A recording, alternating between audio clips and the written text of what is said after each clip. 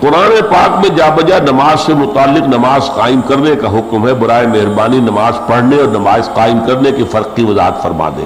صحیح ہے آپ نے کہا، نماز قائم کرنا یہ ہے کہ نماز کے پورے نظام کو قائم کیا جائے، مسجدیں تعمیر کی جائیں، بر وقت اذانیں دی جائیں، مرد مسجد میں آ کر نماز ادا کریں، صفیں باندھ کر ایک امام کے پیچھے نماز ادا کریں، عورتیں گھروں میں ادا کریں لیکن مردوں کے لیے لازم ہے کہ وہ مسجد میں آئیں۔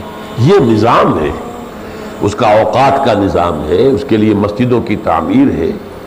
اذن اللہ ان ترفع ویذکر فیہا اسمہ، وہ گھر جن کو اللہ نے حکم دیا ہے ان کو بلند کیا جائے، ان کی تعظیم کی جائے۔ مساجد اللہ کے گھر ہے۔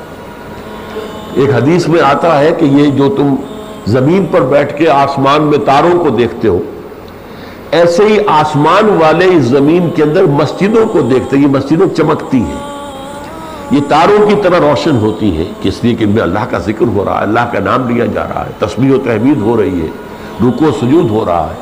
تو آسمان والوں کو اس زمین کے اندر یہ مسجدیں جو ہے یہ کواکب کی طرح نظر آتی ہیں۔ تو یہ ہے نظام قائم کرنا۔ پھر اس میں جمعے کا نظام ہے، اور جمعہ جو ہے وہ سرکاری طور پر اسلامی ریاست میں، نجی طور پر نہیں ہو سکتا۔ عام مسجد آپ جہاں چاہیں تعمیر کر لیں، 5 وقتہ نماز وہاں ہو سکتی، جمعہ نہیں ہو سکتا۔ یہ جو ہمارے ہاں ہے یہ تو سارا بگڑا ہوا نظام ہے، ایک ایک گلی میں 2 مسجدیں اور دونوں جامع مسجدیں۔ وہ جامع اور اس کا عام مسجد کا فرق ہی ختم ہو گیا۔ وہاں تو یہ تھا کہ وہ جامع مسجد جو ہے وہ ایک حکومتی حلقے کے اندر ایک ہی ہوگی۔ آج کل ہم کہہ سکتے ہیں ایک یونین کاؤنسل میں ایک ہوگی، جامع مسجد ایک ہوگی، سب کو وہیں آ کر نماز پڑھنی پڑے گی۔ عام مسجدوں میں جمعہ نہیں ہو سکتا، اور مسجدوں میں خطیب از خود کوئی شخص جا کر نہیں کھڑا ہو سکتا، بلکہ یہ ہے کہ وہ حکومت کا معین کردہ خطیب ہوگا، وہ خطبہ دے گا، کسی اور کو واعظ کہنے کی اجازت بھی نہیں۔ یہ نظام ہے، نظام جمعہ۔ اور اسی لیے یہ تھا پہلے ہمارے ہاں بڑا مسئلہ تھا کہ دیہات میں جمعہ نہیں ہوتا، بلکہ مصر جو کہ ایک قصبے کی مانند ہو کوئی جگہ، وہاں جمعہ ہوتا ہے۔ تو میں تو بچپن میں کئی مرتبہ میں نے ذکر کیا ہے، سرسا ایک مقام تھا جہاں میری بسم اللہ بھی ہوئی تھی، 4 سال 4 مہینے 4 دن کا جب ہو گیا تو بسم اللہ ہوئی۔ پھر ایک بڑی مسجد تھی وہاں مرکزی، بہت اونچے مینار تھے اس میں میں نے قاعدہ پڑھا، نورانی قاعدہ۔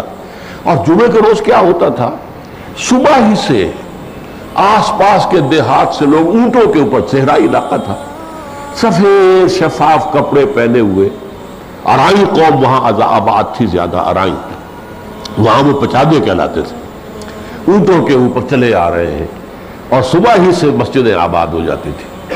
کہیں یہاں واعظ ہو رہا ہے، کہیں یہاں کچھ اور ہو رہا ہے، کہیں قرآن پڑھ رہے ہیں، کہیں نفل پڑھ رہے ہیں، یہ صبح سے مسجد آباد ہوئی۔